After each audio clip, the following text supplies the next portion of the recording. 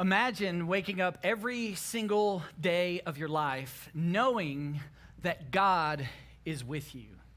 And I'm not talking about kind of that religious kind of feeling thing to go like, I feel maybe kind of sort of, or kind of that religious hope.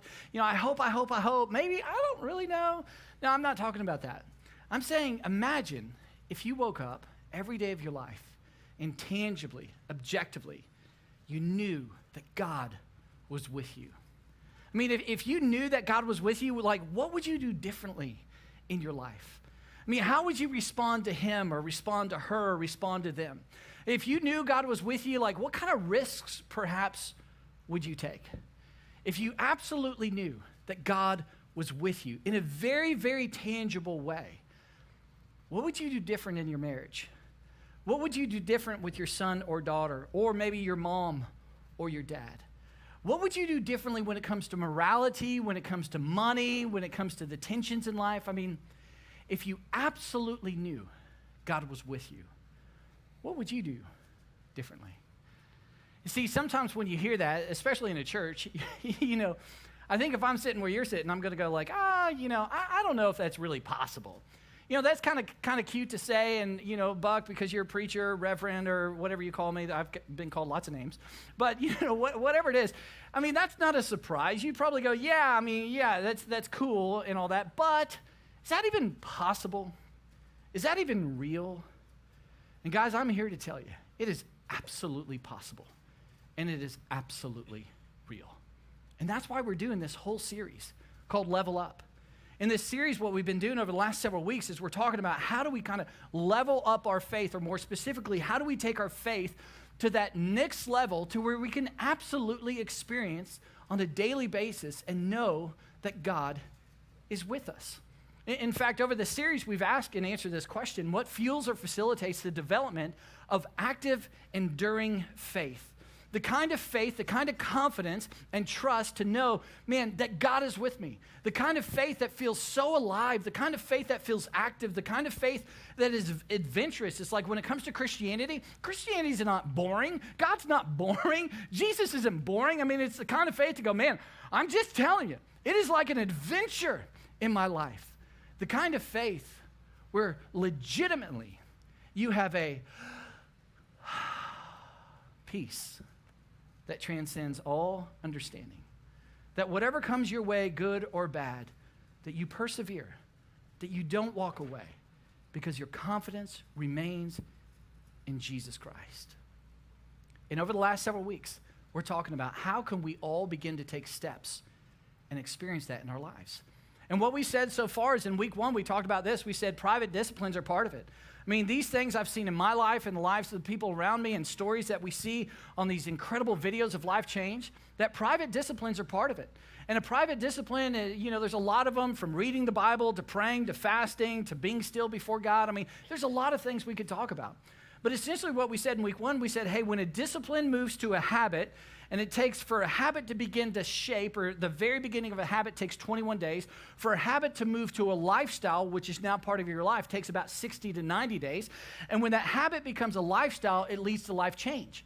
Well, that's not only true in life, but that's also true in faith. And we talked about that in week 1. In week 2, we talked about these providential relationships. And the word providential is this whole idea of like just at the right time. It's like this individual came in my life at just the right time, and it was a hard time in my life. And man, I'm just telling you, through discussion, through encouragement, through spurring, I mean, they were there for me. They got me. And my faith grew as a result of that relationship, or those relationships. And then in week 3, Wes did a fantastic job talking about practical teaching. That in life, there are times that we get stuck. And in faith, there are times that we get stuck. And if you're stuck in life or stuck in faith, sometimes we just need that new information. And that's why practical teaching is so important, because it may not be absolutely new information, but it may be presented in a new and refreshing way that you're like, man, I've never thought of it that way. I've never heard it that way. And then practical teaching, the key to this is applying what you're learning. If you're willing to apply it, I'm just telling you, and it's practical and helpful, well, that's one of the things that I've seen in my personal lives and so many lives that grows our faith. And then last week, Jordan did a remarkable job as well, talking about pivotal circumstances. That in all of our lives, there's these pivotal circumstances that could be extraordinarily good, or extraordinarily difficult. And a pivotal circumstance is so interesting because it's that kind of fork in the road to where we could go this way or that way, where we could go, God, I'm leaning in. I am trusting you. Or a pivotal circumstance is one of those moments where like, I'm done. I'm finished. If this is what God allows and if this is what God love looks like, I'm done with this whole thing. And if you were here last week, you saw an incredible interview between Jordan and my friend Jeff Brown. And Jeff Brown, at the end of this interview, he talked about one of the hardest things, if not arguably, I think it is the hardest thing a father could go through. His kind of pivotal circumstance. And at the end of the interview, he looked at Jordan and he said, yes, as a result, my faith has grown. Pivotal circumstances. I've seen it. I experienced it. Grow our faith. And if you haven't been here over the last several weeks, man, I really want to encourage you to go listen, to go watch, catch up on what we've said, because I so desire for your faith to be tangible, to be real, and to be more alive than ever before. And today what we're going to do is we're going to wrap this whole thing up, and I'm going to talk about the fifth thing that I've seen in my life, that I've seen in so many lives around me, that really takes our faith to the next level. But guys, I got to be upfront with you about this. Today what I'm going to talk about is going to require something from you. Today where we're going, it's going to require you to get out of your comfort zone. It's going to require you to get to kind of the edge of your adequacies, to what you feel like you're adequate for. And it's actually going to push you far beyond what you feel equipped for or prepared for. It's going to be extraordinarily uncomfortable. But I'm just telling you, if you're willing to take a step outside of your comfort zone, I've seen it in my life. I've seen it in the lives around me. I've seen it in so many people's stories. This is something that will absolutely grow your faith and take it to the next level. And again, I've not only seen it in my life and lives around me, but guys, I've seen what we're talking about today grow the faith of the 12 disciples, the disciples of Jesus. And there's so many examples of this, but today I just want to show you one example. And on this occasion, this is when Jesus, 2,000 years ago, on this example, Jesus was teaching to a large crowd. And one of the things about the first century and about Jesus that's so unique is that when I say large crowd, like it wasn't like 100 people or it wasn't like a few hundred people. When I say large crowd, it was legitimately large. Like Jesus taught to crowds of thousands and thousands and thousands and thousands of people would follow Jesus. And this created a big problem in the first century for the religious leaders, the Pharisees and the teachers of the law, because whoever had the crowds had the power. Whoever had the crowds had the influence. And the teachers of the law were so confounded by this. I mean, they're looking at Jesus going, you're just this measly carpenter from Galilee. Like, we have our double PhDs. I mean, we're the most educated, most wealthy, most influential people. I mean, look at us. Why do the crowds follow this guy? And they were so jealous of Jesus. And this is one of the reasons why when you read about the life of Jesus, the Pharisees and the teachers of the law kept trying to trick Jesus. They kept trying to trap him so he would lose the crowds. The crowds would come to them, and they would regain their power. That was so distinct about Jesus. And one of the things about the crowds of Jesus is they were always mixed, where you'd have kind of the religious leaders who were trying to trap him, and they're like, what's he going to say next? And then you'd have kind of the, the common church folks of the day. And then you would have the prostitutes and the tax collectors and the sinners. People had been literally kicked out of the temple, the Jewish temple in that day. And they would all be there present before Jesus going, okay, man, this guy has spoken like no one else. And they were in the thousands and thousands of people. And on one occasion, Jesus is talking to this large crowd. The disciples are all hanging, and it's getting late. The sun's kind of going down. And the disciples are like, hey, Jesus, we got to talk about something really practical. And that's where we pick up the story of today. Look at this. It continues. It says, later that afternoon, the disciples came to Jesus and said, it's going to be dark soon, and the people are hungry, but there's nothing to eat here in this desolate place. So you should send the crowds away to the nearby villages to buy themselves some food. Now, here's what I want you to do. I want you to put yourself in the disciples' sandals, like hang out in there for a second, right? And so if you're sitting there and you're seeing this and you've been with Jesus, this is like hours and hours. He's been teaching. I mean, the sun's going down. You're hungry. Your version on hangry. I mean, you're getting there kind of like, oh. You're exhausted, and you see the crowds of thousands of people. Practically speaking, you're going to go, the most helpful thing we could do, logically speaking, is just send them away. Like, hey, there's nearby villages. They need to feed their families. They need to take care of their families. That is a very, very nice thing. That is a very helpful thing. It's beneficial for the people, beneficial for the families. Hey, let's just kind of say, hey, it's been a long day. We're exhausted. Jesus, you've taught some profound things. The people are inspired. They're curious about who you are. Hey, great day. Send them on. It's time. That's what you and I would say. So logical, so practical. But then Jesus does what Jesus does, and look at what he says in response. They don't need to leave. Jesus responded. Now again, stay in their sandals for a second. I mean, imagine, like, you're so practical and logical. I mean, you're looking at the situation at hand, and you're going like, what? Jesus, they don't need to leave? Like, seriously, Jesus, what are you thinking? That doesn't make any sense. Like, what's your plan? I mean, what's the deal? Why would you say that? That doesn't make any sense to me. And then here's what Jesus does over and over and over. He kind of pokes at them, and he says, you can give them something to eat. Imagine that. Again, you're looking at the problem. There's thousands of people. You're like, me? Yeah, you give them something to eat. You do something about it. And right here, if we pause for just a second, I'm just telling you, I need to give you a heads up in terms of if you are a follower of Jesus or if you consider putting your trust and faith in Jesus and becoming one. One of the things that you see Jesus do all the time with his followers is he kind of pokes at them. He kind of pushes them, and he continues to push them to the edge of what they feel is logical, reasonable, what I'm adequate, what I'm equipped for. Here's what I can handle. He's like, I know that. And then he pushes them miles beyond what they're comfortable for or with, and then says, do that. Do that. Do that. Do you know what I call that? Personally, when I think about that, what Jesus does over and over, I call that the Jesus nudge. And do you know what the Jesus nudge is? The Jesus nudge is where Jesus kind of goes, eyes up here, eyes up here. And Jesus kind of goes, hey, I want you to fill in the blank. You know what this sounds like? It sounds like this. I want you to apologize. Jesus, are you kidding me? You know, I mean, she's the one. I mean, she just messed everything. I mean, she's the one who hurt me. She's the one who said that. She's the one who did that. And I know I have a small piece of the pie, just a tiny, tiny sliver.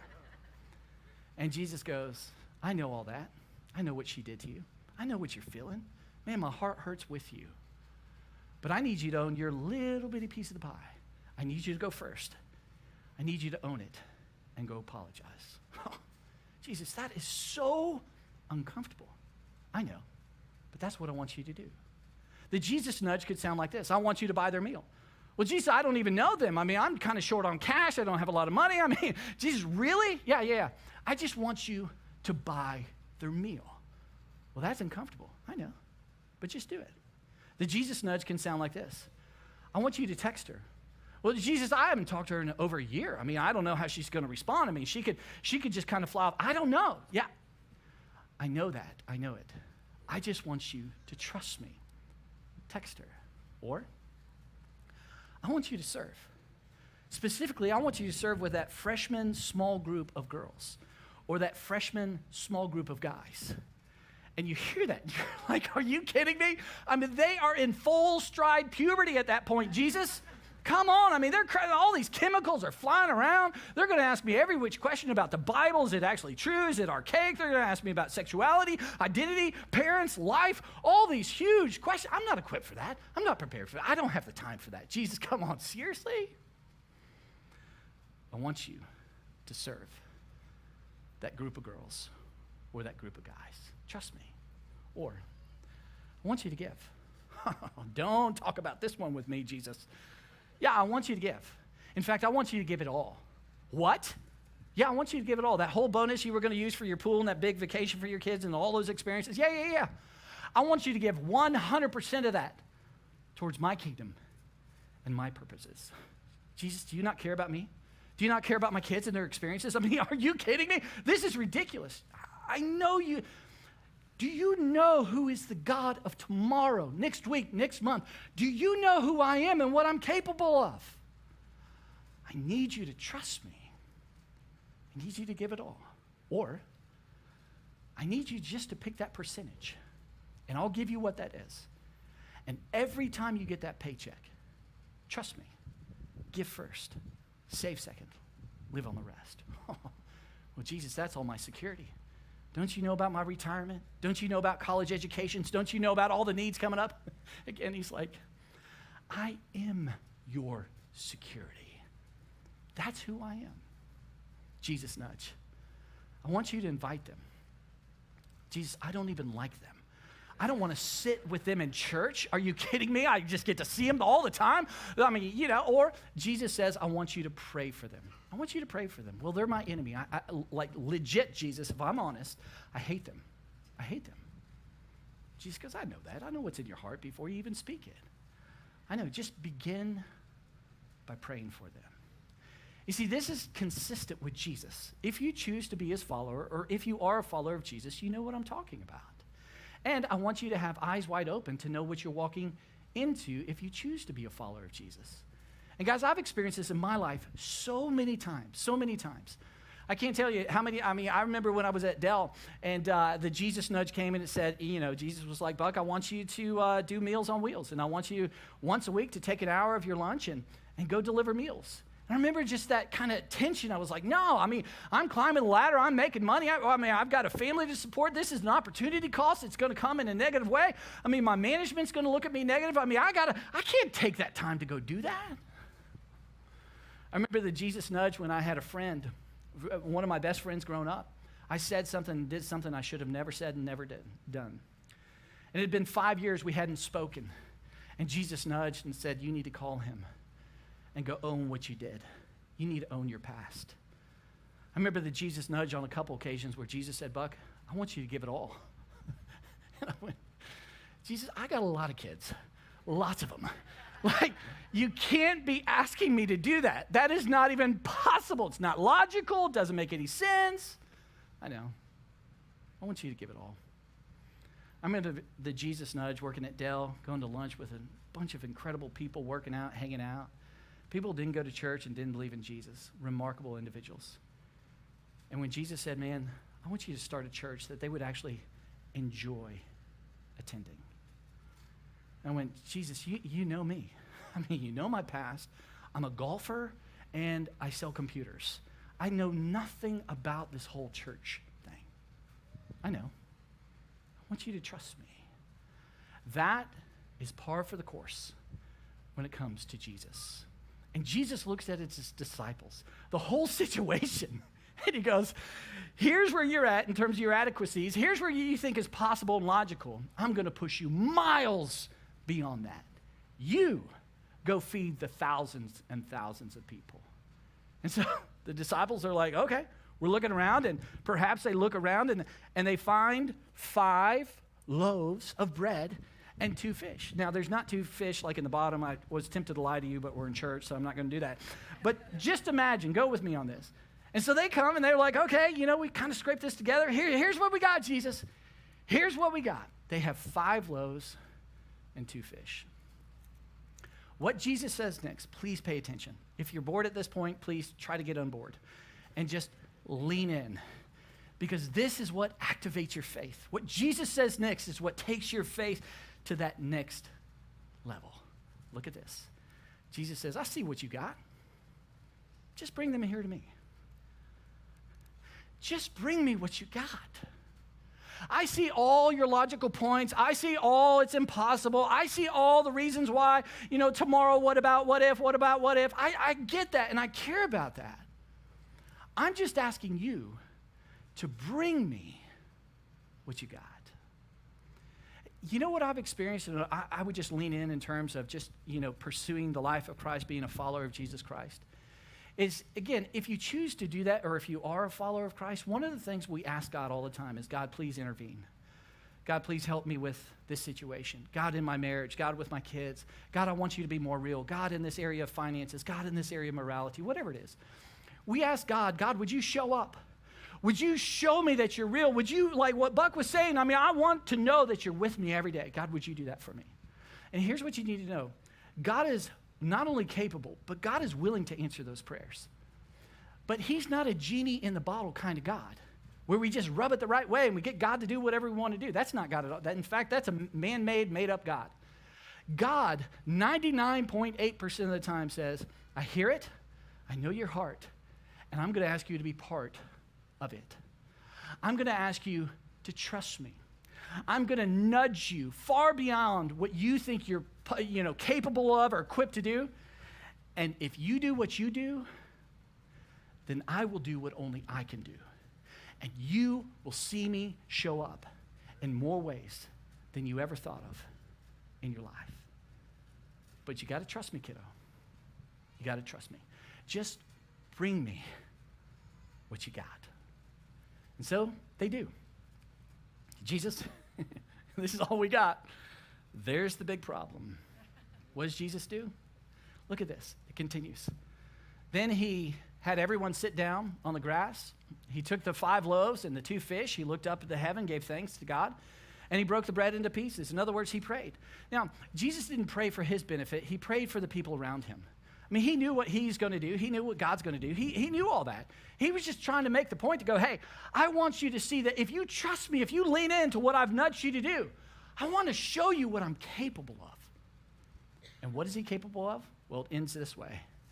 He then gave it to the disciples, who in turn gave it to the crowds, and everyone ate until they were satisfied, for the food was multiplied in front of their eyes. And look at this. They picked up the leftovers, and they filled 12 basketfuls full. There were about 5,000 men who were fed, in addition to the many women and children. Again, put yourself in the sandals of the disciples. It was a breathtaking moment. It was God is faithful on full display kind of moment. Imagine being one of the disciples and just holding the basket going, wow. I mean, God, we just brought you what we had, and here's how you multiplied it. Here's how you showed up. And they were tangibly holding the very faithfulness of God, experiencing it objectively in their lives. This is the pattern that you see over and over and over with the disciples of Jesus. That Jesus is like, come on, trust me. Trust me, follow me. And then I'm going to push you on this area. Then I'm going to kind of prod you over here. Then I'm going to push you to the edge of your inadequacies. And if you're willing to trust me and take a step, you see the faithfulness of me over and over and over. And when you see the faithfulness of God over and over and over and over, what grows as a result? Your faith. Your faith. Guys, I've seen this in my life so many times. I remember when God, I got the Jesus nudge at Dell, and it's like, hey, do Meals on Wheels. And I was like, I can't. I mean, all the opportunity and, the money and climbing the ladder and all this kind of stuff. And I said, okay, fine. And so I went and talked to my manager, which I thought for sure my manager would, shoot the idea down and say, not a chance. But my manager was actually like, man, that's a great idea. In fact, there's a program at Dell. It's really going to be advantageous. And if you need more time, maybe an hour and a half or so, just take it. Don't worry about it. I was like, wow, okay. And so once a week, I started delivering meals with Meals on Wheels. And I remember, going around and meeting a ton of people. And I remember this one particular kind of housing, kind of is like this big building with all these kind of, apartments, if you will. And it was for adults with special needs. And I remember walking up to this door the first time I did. And I'm knocking on this door. And as I'm knocking, I'm hearing this loud music.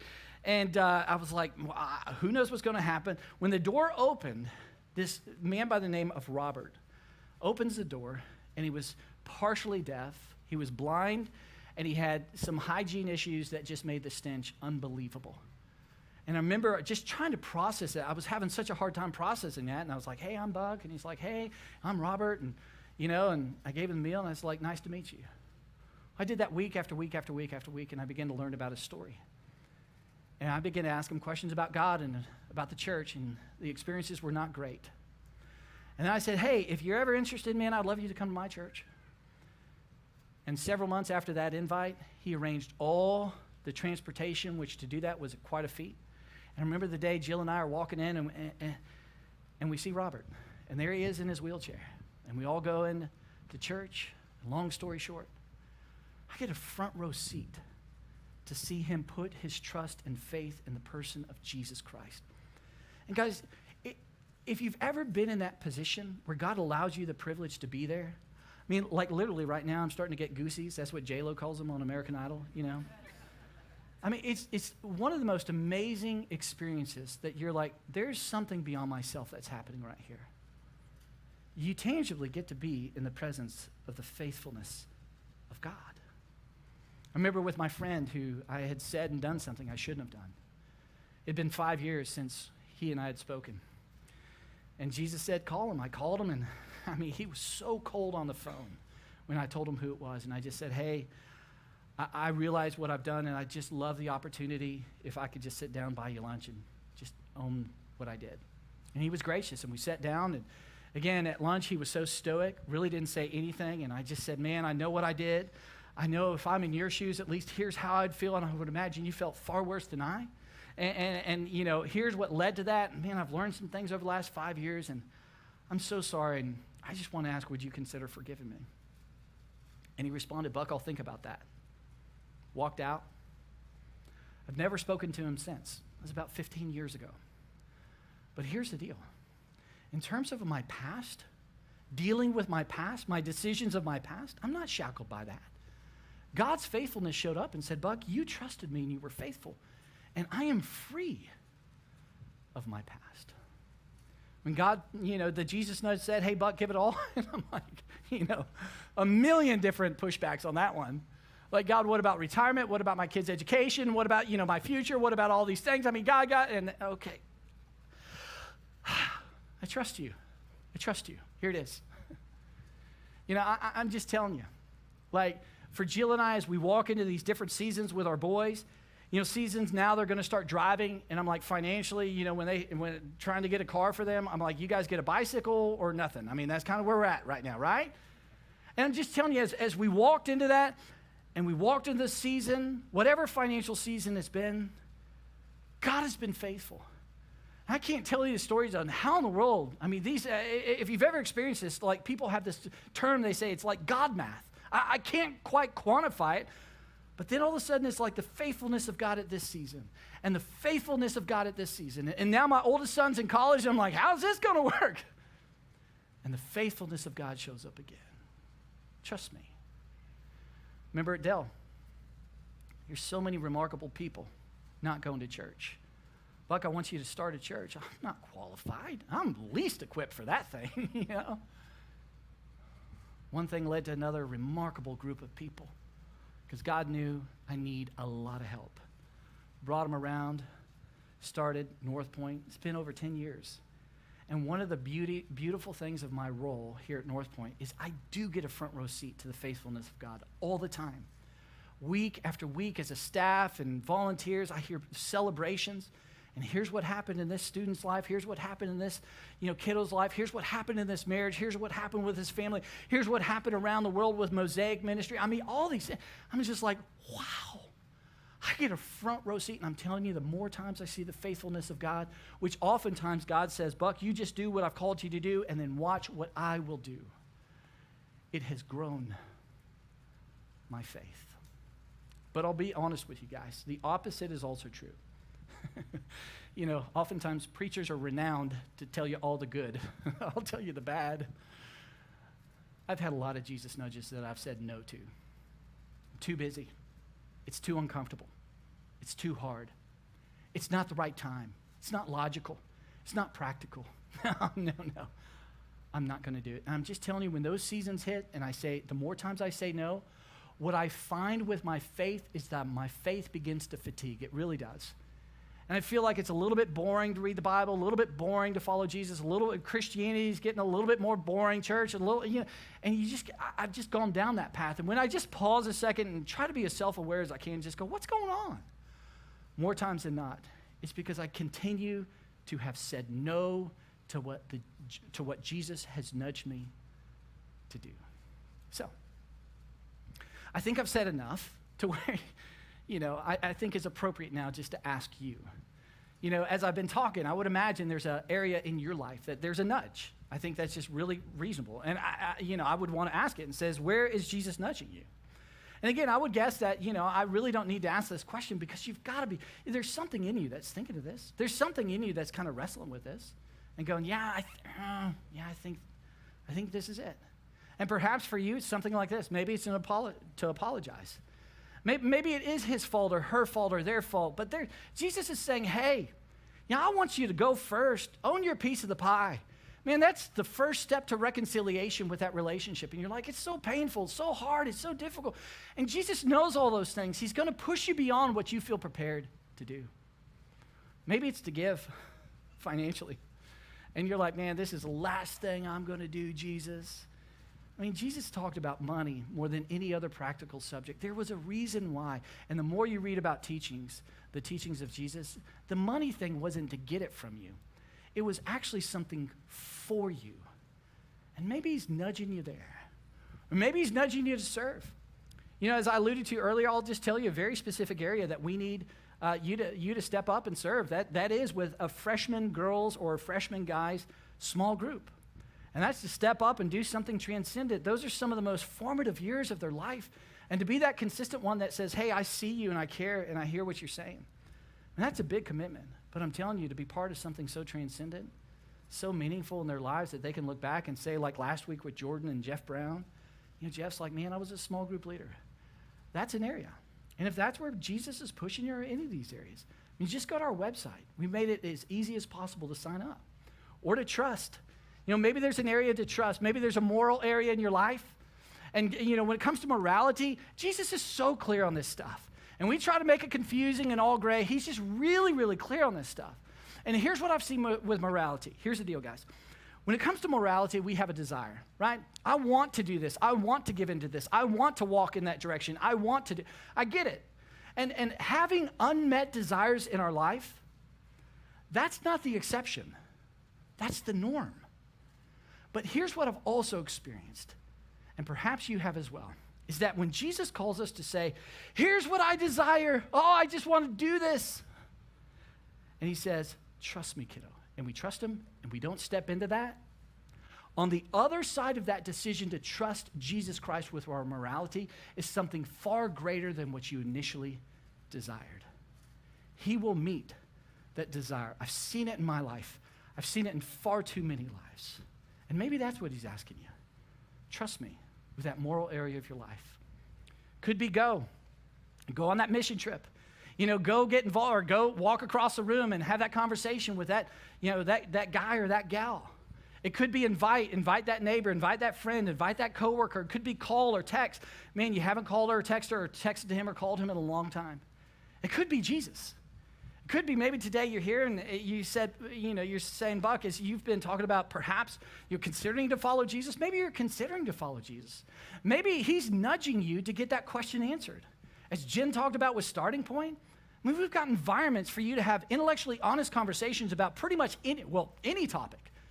And maybe he's nudging you to go do that and say, hey, I want you to trust me. I want you to see who I am and see what I have for you. Whatever area that is, my question for you is, where's he nudging you? And if you hear that and you're like, Buck, I just need clarity, I need clarity, I need clarity. I mean, if I just had absolute clarity, then I would take that giant step because that's going to require a whole lot of trust in Jesus. When it comes to clarity, I just want to say two quick things and then we'll wrap up. I recently heard a story about a very successful, very educated man who got to spend some time with Mother Teresa. And he actually spent 2 months on kind of the front lines doing things all around the world, just an amazing, amazing experience. And at the end of that 2-month time frame, he had the opportunity to sit one-on-one with Mother Teresa. Imagine that. That'd be kind of cool. And at the end of their conversation, Mother Teresa said, hey, how can I pray for you? He said, I've got 2 really big decisions coming up, and I just need clarity. I mean, these are life-changing kind of decisions. I need some clarity. And Mother Teresa looked at him and said, hey, I'll pray for you. I'll pray for that clarity. But you need to know my personal life, this is coming from Mother Teresa. My personal life, I don't think I've ever had 100% clarity when it comes to God. I think what I've had is opportunity. And she said this phrase, and this is verbatim. She said, God provides opportunities to trust, even when you don't have clarity. And the question is, are you going to trust him? Are you going to trust him?